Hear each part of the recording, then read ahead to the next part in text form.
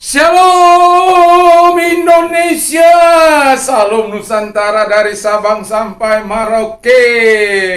Senang bertemu di pagi hari ini dengan bapak-bapak, ibu-ibu, saudara-saudari yang kekasih dalam Tuhan Yesus Kristus. Sahabat, rekan, teman-teman, handai tolan semua pemirsa.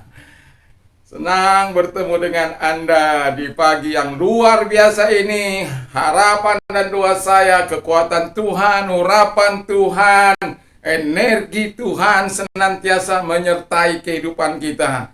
Dan biarkan kita terus bertambah teguh dalam iman dan penyerahan kepada Allah. Kasih kita semakin dalam dan dalam kepada Yesus Kristus. Ya, puji nama Tuhan. Kita akan terus melanjutkan materi kita yang ketiga, willing to pay a high price. Jadi rela membayar sebuah harga yang mahal ya untuk mengiring kepada Tuhan. Dan saya teringat beberapa puluh tahun yang lalu ketika saya di kampung halaman. Ketika kami mengikuti, ya, halo teman-temanku yang ada, ya, kalau masih Anda bisa mendengarkan suara saya ini. Dan ketika itu kami berguru di seorang guru, ya, ada beberapa orang kami, ya, lalu kemudian dengan catatan-catatan atau harus mengikuti peraturan mereka bagaimana harus berbuat, semuanya kita lakoni semuanya. Dan baru mereka terima sebagai murid. Dan latihannya itu di tengah malam, karena dulu tidak ada jadi latihannya itu di tengah malam. Dan kita lakukan dengan enjoy, dengan nikmat, karena kita berpikir kita akan kuat dan sakti. Tetapi yang namanya remaja pada waktu itu yang penuh dengan ambisi dan cita-cita, tapi Tuhan mau kita terus bersama dengan Dia. Yang saya mau katakan adalah bahwa ketika mengikuti sebuah perguruan silat dari aliran dari Jawa sana, ya, saya tidak perlu sebutkan namanya. Tetapi itu ada manfaatnya dalam arti kami diajar juga bagaimana ketika patah tulang. Kalau Anda yang berguru di situ pasti saya tahu lah itu apa alirannya, ya. Jadi kalau saya misalnya anak saya sekarang sakit terkilir, itu kalau mereka kuat untuk diurut itu biasanya ya pasti sembuh, ya. Karena dulu itu saja yang saya dapat katakan. Tetapi selebihnya yang mau saya katakan adalah kami harus melakukan ritual ini, mandi kembang. Nah, kami harus tanggung itu, kami harus lakukan itu supaya kami bisa diterima sebagai murid dari sang guru tersebut. Nah, demikian kita Alkitab mengatakan, saya baca dulu dalam sambungan dari 23, dari Lukas 9, 23-24. Katanya kepada mereka semua, setiap orang yang mau mengikut aku, ia harus menyangkal dirinya, memikul salibnya setiap hari dan mengikut aku. 24. Karena barang siapa mau menyelamatkan nyawanya, ia akan kehilangan nyawanya. Tapi barang siapa kehilangan nyawanya karena aku, ia akan menyelamatkannya. Puji nama Tuhan. Jadi yang pertama dari sesi ketiga ini dikatakan dari rela atau willing to pay a high price, itu bahwa take up your cross daily. Jadi memikul salib kita tiap-tiap hari, ya. Jadi ketika kita percaya kepada Yesus, hidup menyerahkan kehidupan kepada Yesus, ada banyak orang tidak melakukan tugas dan tanggung jawabnya. Ada banyak orang hanya sekedar percaya, ada banyak orang hanya sekedar ikut melahirkan kualitas yang diharapkan oleh Yesus. Sementara kekristenan itu diharapkan untuk mengikuti kualitas dari sang guru tersebut. Dan kualitas sang guru itu adalah kualitas abadi, dan dia mau kita sebagai muridnya, kita melakukan apa yang dikehendakinya, yaitu memikul salib kita. Berarti kita siap sedia untuk menghadapi segala hal yang mungkin, hal-hal yang akan terjadi dalam kehidupan kita, baik atau buruk, yang bahkan mempersiapkan diri sampai yang terburuk sekalipun. Itu sebabnya para murid di masa-masa yang lalu, kita bisa melihat keberanian mereka, bagaimana mereka betul-betul menghadapi para pemimpin yang lalim, dan mereka rela kehilangan nyawanya karena di kita tidak bisa ada bersandiwara menyangkal Yesus. Ya, ada orang yang demi menyelamatkan nyawanya, dia bisa menyangkal yang dipercayainya. Tapi kalau kita tidak diperbolehkan menyangkal. Itu sebabnya para murid pada waktu itu, orang-orang yang percaya kepada Tuhan, mereka dengan gagah berani, dengan sukacita, ya bukan berarti nggak ada yang gagal, adalah ya. Tetapi kita bisa melihat masa waktu itu, walaupun mereka dianiaya, walaupun mereka dikejar-kejar, bahkan ada yang dibunuh, bahkan ada yang dibakar, ada yang diserahkan kepada singa-singa, menjadi tontonan orang-orang pada waktu itu yang dilakukan oleh para kaisar. Tapi mereka tidak patah semangat. Diberikan kesempatan untuk menyangkal, tetapi mereka tidak lakukan itu. Dan bagi mereka, kalau mereka bisa mati martir, dan itu merupakan darahnya itu menjadikan benih bagi gereja. Itu sebabnya kita harus memikul salib kita tiap-tiap hari.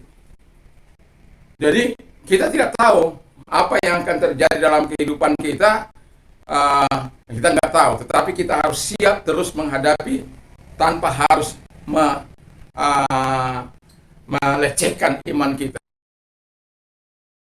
Waktu yang lalu ketika pedang di sini saya, ya, dari seseorang yang melakukan kerusuhan pada waktu itu. Di pagi harinya pisau di perut saya. Kalau memang bukan seizin Tuhan saya mati pada waktu itu, karena Tuhan tidak mengizinkan saya untuk mati hari itu. Tapi saya siap. Itu sebabnya saya tidak lari, saya melihat apa saja mereka lakukan di rumah saya. Cuma karena sudah agak malam, istri saya sudah cari-cari, akhirnya kami pergi. Yang saya pakai itu baju adalah Yesus, tentang gambar Yesus. Saya ada di kerumunan mereka, makanya mereka melihat baju Yesus yang saya pakai itu, mereka rasanya geram. Ada di tembok rumah saya itu kata-kata yang tidak baik tentang Yesus, tapi saya tidak mau ekspos itu. Tapi saya mau katakan kepada kita, harus siap memikul salib kita tiap-tiap hari. Yang kedua dikatakan, follow Jesus. Jadi jika Yesus melakukan kehendak Bapaknya, melakukan apa yang diperintahkan Bapaknya, mengikuti apa yang disuruhkan oleh Bapaknya kepada dia, kalau kita menjadi pengikut Yesus, kita harus rela juga melakukan sebagaimana yang dilakukan Yesus. Kalau terpaksa.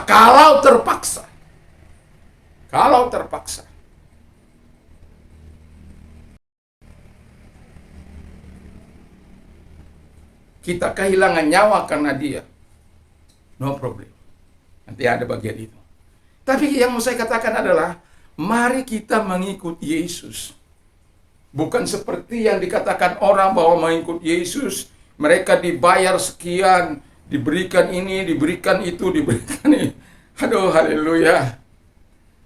Kekristenan bukan kekristenan yang seperti itu. Kekristenan adalah orang yang rela menderita demi nama Yesus. Karena perjumpaannya dengan Yesus. Dibandingkan apa yang Tuhan berikan kepada dia sebagai upah, sebagai rewardnya, itu nggak sebanding dengan penderitaan yang dialaminya. Kita lihat saja KC, ya, mengalami banyak penderitaan begitu luar biasa. Kita terus berdoa kepadanya supaya dia tetap teguh imannya kepada Kristus. Tuhan izinkan dia mengalami itu.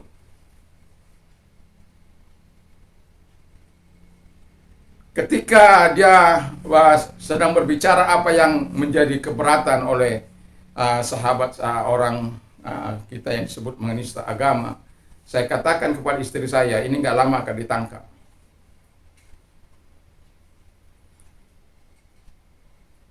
Dan betul nggak lama dia ditangkap. Tapi dia melakukan apa yang diharapkan oleh Tuhan. Melakukan perintah Tuhan. Dia mengasihi orang, mengasihi semua.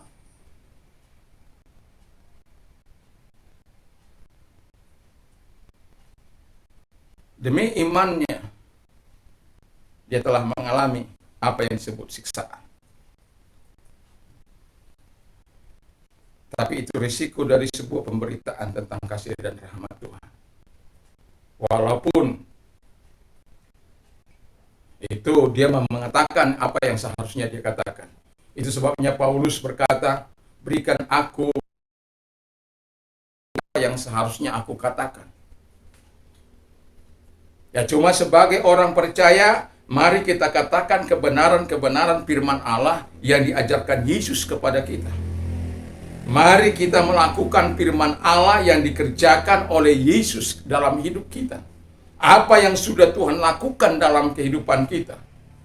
Tanpa harus, ya, tanpa harus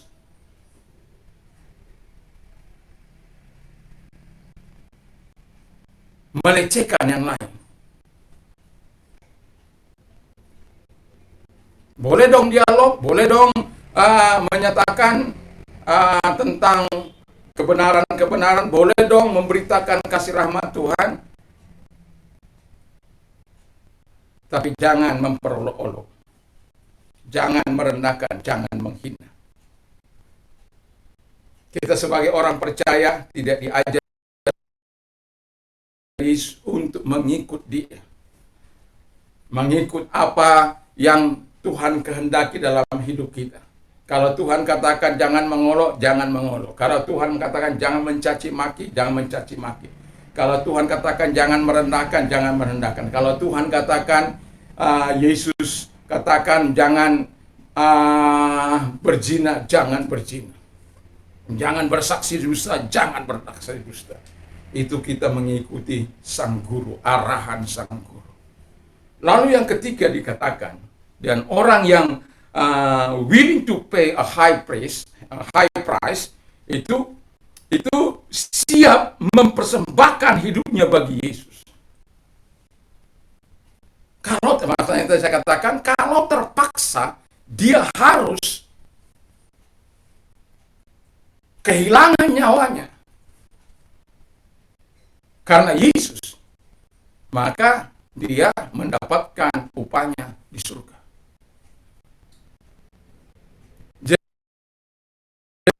untuk memberitakan tahun rahmat Tuhan tidak perlu takut memberitakan tentang Yesus, tidak perlu takut untuk menyatakan Injil, tidak perlu takut untuk menyatakan kebaikan-kebaikan Tuhan, tidak perlu takut menceritakan apa yang Tuhan telah lakukan dalam kehidupan kita, membebaskan kita dari segala belenggu dosa, dan untuk kita hidup benar di hadapan Allah.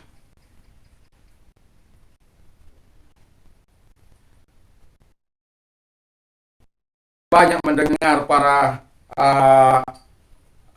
martir, bagaimana mereka demi Yesus, mereka bertahan, iman mereka bertahan.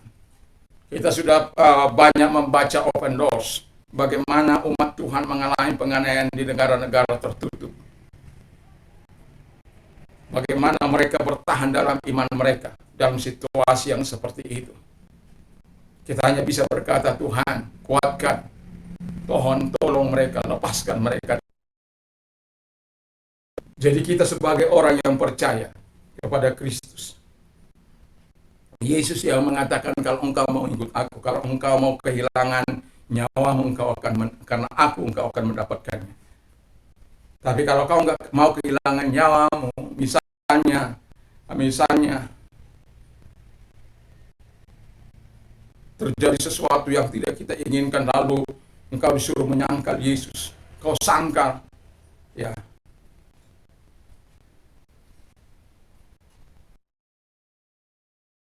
bertahan dalam imanmu. Beta pengikut Kristus, wah haleluya. Beta percaya kepada Yesus.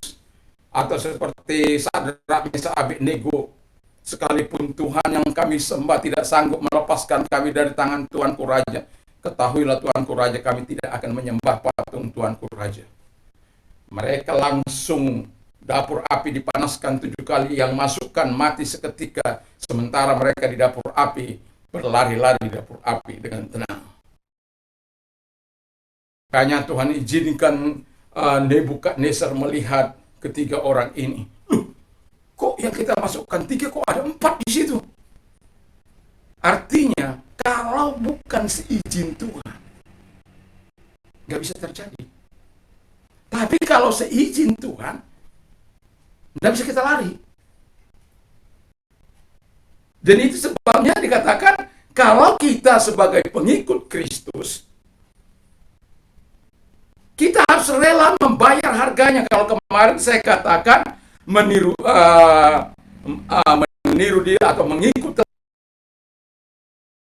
lalu kemudian rela menyangkal diri kita. Yang kita beritakan tentang Yesus, ini bukan tentang kita, tetapi tentang Yesus. Yang sekarang ini kita harus rela memikul salib kita tiap hari, mengikut Dia, mengikut Yesus, mengikut Tuhan dalam kehidupan kita. Lalu seketika kita mau mengikut Tuhan, terus dalam perjuangan dengan setia, kalau Tuhan izinkan kita terus berjalan dalam kehidupan ini. Tapi yang Tuhan katakan, kalau engkau terpaksa menghadapinya, relakah kita memberikan kehidupan kita bagi Dia?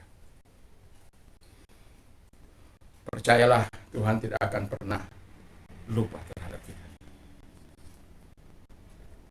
Saya pada waktu kerusuhan di sini, ada seorang berkata, bawah telapak kaki.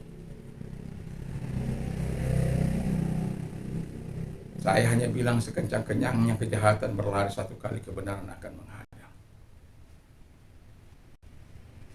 Sampai aparat itu bilang, 1 batu di Ampenan, 1000 batu di seluruh kota. Tapi itu sudah berlalu.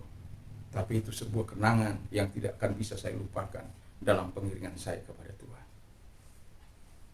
Tadi intimidasi ada. Tapi sekarang kita bersyukur, kita begitu bebas untuk bisa memuji Tuhan, memuliakan Allah, meninggikan Tuhan. Walaupun ada sedikit-sedikit ya hal-hal yang tidak menyenangkan, tetapi sudah jauh lebih baik dari sebelumnya. Sudah jauh lebih baik. Karena apa? Pemerintahan kita mulai memperlihatkan perlakuan hukum kepada semuanya yang diperlakukan sama. Sehingga tidak boleh karena alasan yang paling besar mereka bisa menghina yang lain, atau yang kecil bisa melakukan seenak-enaknya. Tidak bisa. Kita sebagai orang percaya, mari kita bukan menjadi sumber masalah. Tapi kalau kita dijadikan sumber masalah, itu urusan mereka. Tapi jangan kita menjadi sumber masalah. Mari kita terus hidup bersama dengan Tuhan. Mari kita terus menyerahkan kehidupan ini kepada Tuhan, supaya Tuhan melakukan yang terbaik dalam kehidupan kita. Kalau pengikut Kristus, relalah untuk membayar harga kalau itu terpaksa kau kehilangan nyawa. Tapi saya yakin dan percaya semua kita punya kekuatan tersendiri, punya kekuatan iman tersendiri. Karena Alkitab katakan, siapakah yang dapat mengalahkan dunia itu? Iman. Kemenangan ada di pihak kita kalau iman kita kepada Kristus adalah iman yang betul-betul rela membayar harga. Dan itu sudah dilakukan oleh Yesus sendiri. Dia bukan hanya berkata-kata, tapi dia sudah melakukannya bagi saya dan saudara. Demi keselamatan kita, dia meninggalkan kemuliaannya dan masuk ke dunia yang fana ini. Sama seperti kita, cuma dia tidak berdosa. Dia tidur, dia menangis, dan lain sebagainya. Tapi saya mau katakan, dalam dunia ini dia banyak menderita, tapi dia tidak pernah bersungut-sungut. Bahkan berkata, Bapa, ampunilah mereka, karena mereka tidak tahu apa yang mereka perbuat. Begitu besarnya kasih Tuhan kepada kita.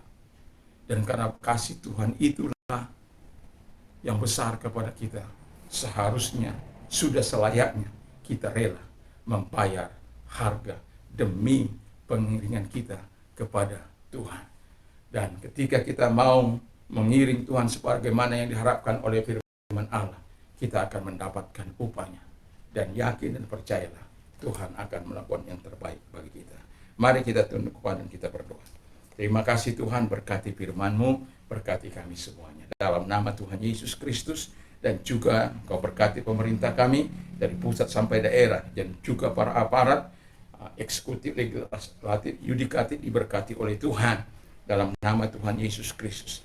Dan juga Tuhan Bapa di surga juga memberkati gereja Tuhan untuk terus menyuarakan suara kenabiannya, dan juga kami berdoa buat gereja-gereja Tuhan di seluruh dunia. Tuhan berkati, dan gereja-gereja Tuhan yang ada di Indonesia, gereja Pantai Kosta juga Tuhan berkati. Teman-teman kami melayani dimanapun mereka melayani, di ngarai, di lembah, di gunung, di hutan, di pelosok, di kota-kota besar, di pedalaman sekalipun, Tuhan menyertai dengan kuasa-Mu Tuhan Bapa di surga, sehingga mereka tetap kuat teguh dalam pelayanannya, tetap setia dalam pelayanan bahkan sampai mati.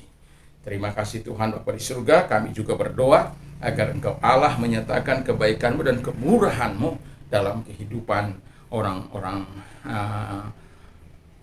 percaya. Dan kami juga berdoa pun anak bangsa dari Sabang sampai Merauke, dari Manga sampai Pulau Rote, juga Tuhan berkati, Tuhan pelihara, Tuhan lindungi, lalukan dari COVID Bapa di surga.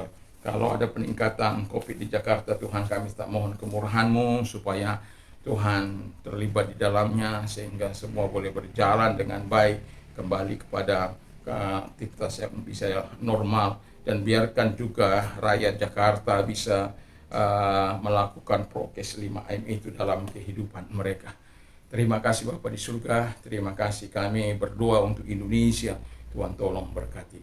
Dan kami juga berdoa bagi mereka-mereka yang sakit, Engkau sembuhkan mereka dalam nama Yesus. Apapun sakit penyakit mereka, baik yang COVID, baik yang sakit apa saja, kelemahan dan penderitaan mereka, Engkau mampu bebaskan mereka dalam nama Tuhan Yesus. Engkau sakit, terimalah kesembuhan dalam nama Tuhan. Apapun sakit penyakitmu, yakin dan percayalah Engkau akan melihat jamahan Tuhan dalam hidupmu dalam nama Tuhan Yesus Kristus. Dan mereka yang berdampak, Tuhan tolong supaya Engkau hadir kepada mereka, karena Engkau yang mengundang mereka untuk datang kepadamu. Kalau Engkau orangnya, angkat kedua belah tanganmu.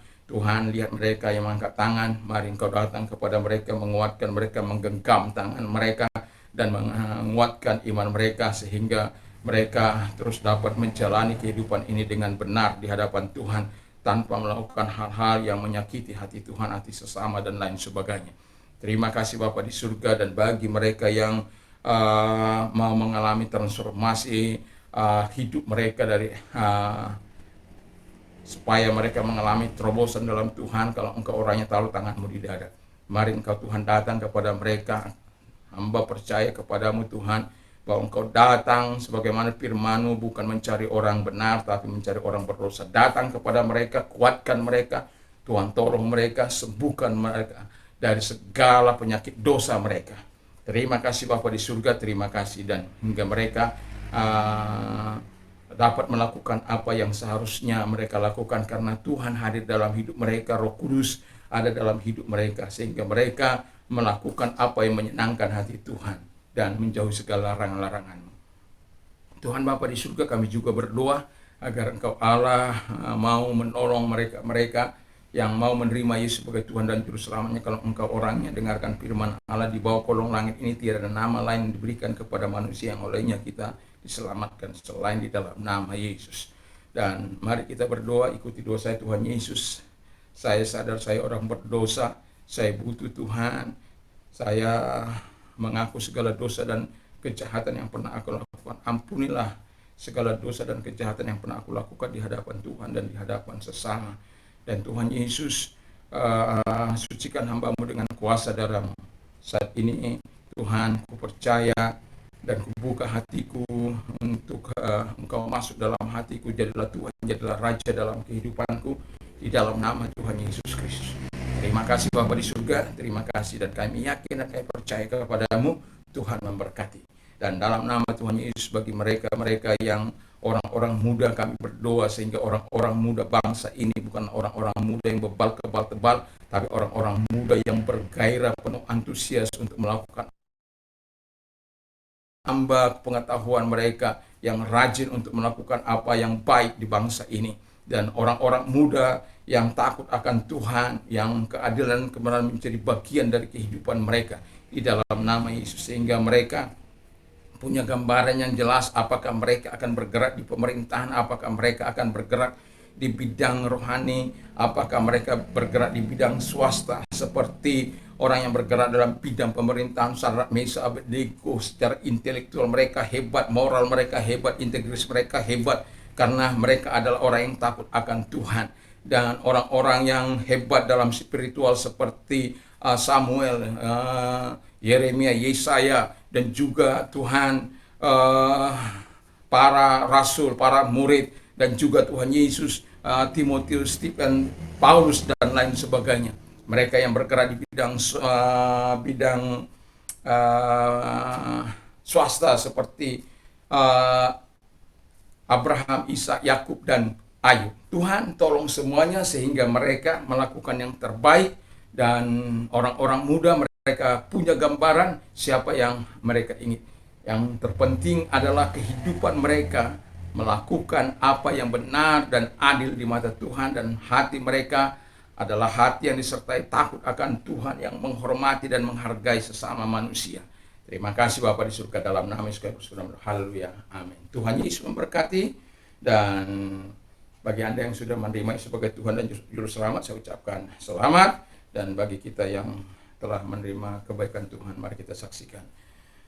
Kalau kita mau keluar di pagi hari ini, doa dan harapan saya, sadari bahwa Tuhan menyertai engkau, sehingga pikiran kita, perkataan kita, perbuatan kita, tindakan kita adalah tindakan yang mencerminkan Yesus. Dan kalau engkau keluar, jangan lupa untuk memakai masker, mencuci tangan dengan air sabun atau hand sanitizer, dan menjaga jarak, menjauhi kerumunan. Dan yang kelima, mengurangi mobilitas. Dan yang keenam, berdoa untuk dirimu, berdoa untuk keluargamu, berdoa untuk lingkunganmu, masyarakat, bahkan bangsa dan negara ini. Tuhan Yesus memberkati. Dan damai, saya mau katakan bahwa apa saja yang ingin orang lain lakukan kepadamu, lakukan juga lah demikian kepada mereka. Damai sejahtera yang melampaui segala akal akan memelihara hati dan pikiran dalam Kristus Yesus. Dan juga berbahagialah orang yang mendengar firman Allah dan yang melakukan dalam hidupnya. Dan juga iman timbul dari pendengaran firman Kristus. Dan yang tak kalah pentingnya saya mau katakan adalah Allahku akan mencukupi segala kebutuhan menurut kekayaan dan kemuliaan dalam Kristus. Apa saja yang kau minta dan doakan, percayalah bahwa engkau sudah menerimanya, maka hal itu akan diberikan kepadamu. Menangislah dengan orang yang menangis, bersukacitalah dengan orang yang bersukacita. Dan yang terakhir ini saya mau katakan kepada kita bahwa sehingga setiap kita dapat berkata segala perkara dapat kutanggung di dalam Dia Yesus yang memberikan kekuatan kepada kita. Sehingga dalam situasi dan kondisi apapun keadaan kita, percayalah Tuhan Yesus mau menolong, memberkati Anda. Dan bagi Anda pengedar narkoba dan pengguna narkoba, bertobatlah. Yesus sangat mengasihimu, mencintaimu. Jangan pakai rokok setan itu. Mari datang kepada Yesus. Kalau engkau kekurangan damai, kekurangan perhatian, Yesus mampu membebat engkau. Tuhan mampu. Kalau engkau orang yang terluka, Tuhan mampu membebat hatimu. Tuhan mampu menolong engkau. Asal engkau bersedia datang kepada Dia. Tuhan sangat baik. Katakan tidak terhadap narkoba, dan ya terhadap kebenaran, dan Yesus dan Roh Kudus. Tuhan Yesus memberkati. Salam Indonesia, salam Nusantara. Haleluya.